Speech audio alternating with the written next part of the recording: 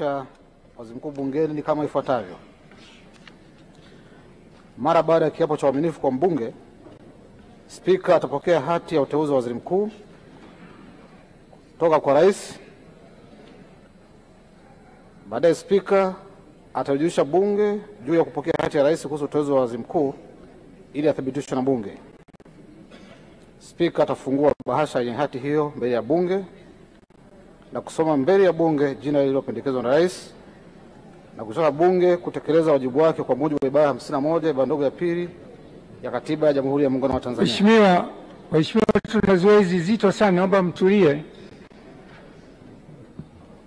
Spika anaweza kusitisha shughuli za bunge ili kutoa nafasi kwa mwanasheria mkuu wa serikali kuandaa azimio na kumthibitisha waziri mkuu na katibu wa bunge kuandaa karatasi za kura.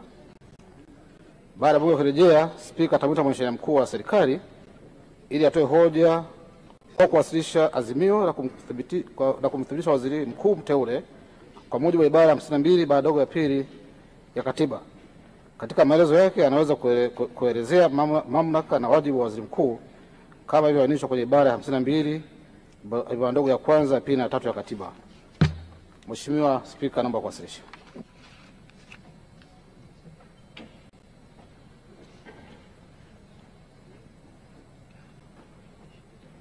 Mheshimiwa Bunge, leo hatutengui kanuni za Bunge, sababu anayeleta hati hiyo ni mwanajeshi na ni askari, na wao wana fursa kuingia ndani kwa mujibu wa kanuni zetu.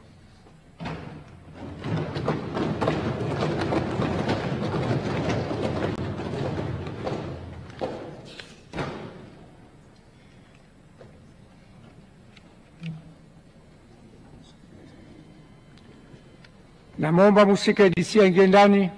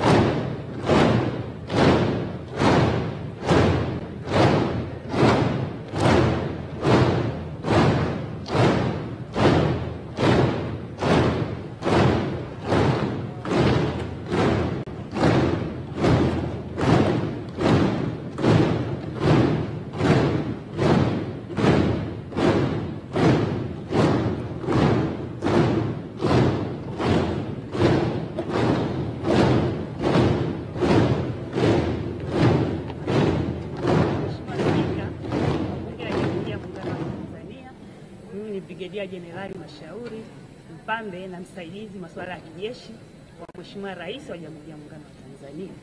Mheshimiwa Spika, nimeelekezwa na Mheshimiwa Rais Dr. Samia Suluhu Hassan na Amiri Jeshi Mkuu wa Jamhuri ya Muungano wa Tanzania kuwasilisha ujumbe maalum kwako. Kwa heshima na taadhima, naomba nikukabidhi.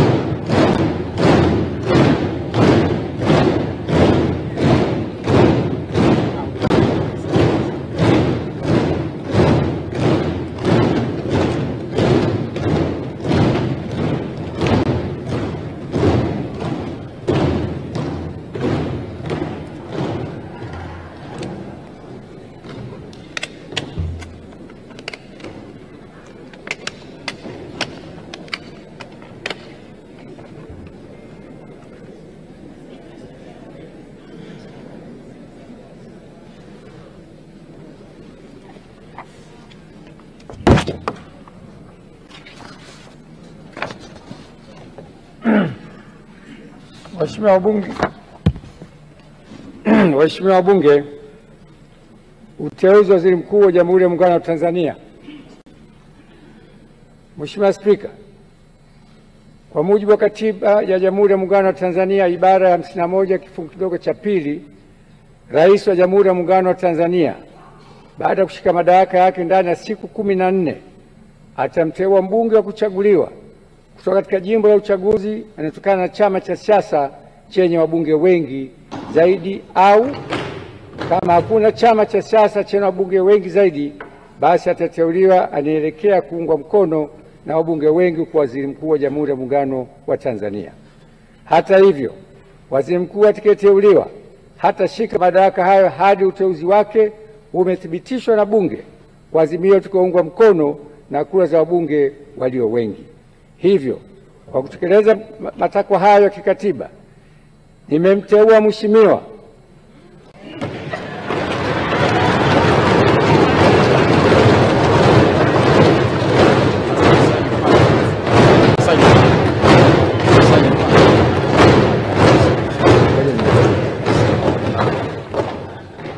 Mheshimiwa Daktari Mwigulu Lameck Nchemba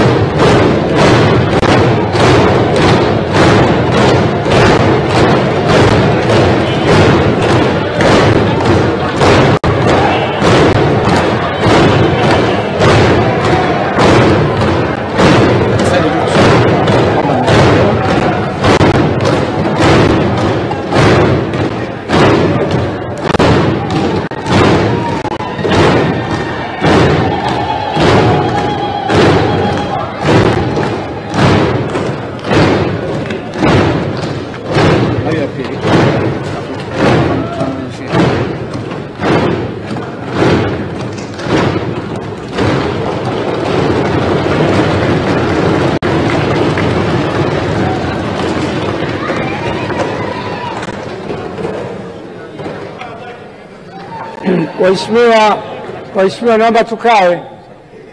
Hajaapishwa bado, naomba tukae.